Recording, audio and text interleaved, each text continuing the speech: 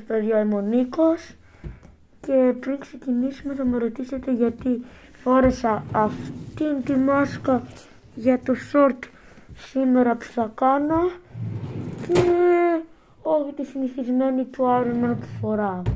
Δεν ξέρω, απλά μου ήρθε να τη φορέσω. Αλλά αν θυμάστε, σε ένα παλαιότερο βίντεο είχα κάνει κάτι με κάτι άλμπουμ. Θέλω να σας δείξω το κόλπο. Αν θέλετε μείνετε μέχρι το τέλος για να σας το δείξω. Ωραία παιδιά, σε ένα προηγούμενο βίντεο, αν θυμάστε όσοι με παρακολουθείτε, έχω βγάλει ένα βίντεο που λέει με τις κάρτες ποδοσφαίρου. Είχα βάλει αυτά τα δύο τα άλμπουμ, αυτό και αυτό. Και θα με ρωτήσετε πώς έκανα το μαγικό κάποιοι. Κοιτάξτε πώς το έκανα.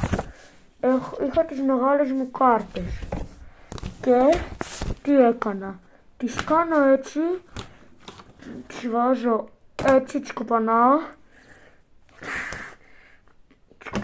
πατάω pause και μετά τις βάζω από μέσα και μετά το ρίχνω και πατάω play το χέρι εδώ. Θέλω να δείτε πώς θα βγει. Για να δούμε πώς θα βγει αυτό. Αν παιδιά, να τις κάρτες εδώ πέρα είναι. Και κοιτάξτε τι θα κάνω. Έχω υποτίθεται εδώ τις κάρτες και θα πω μπείτε μέσα.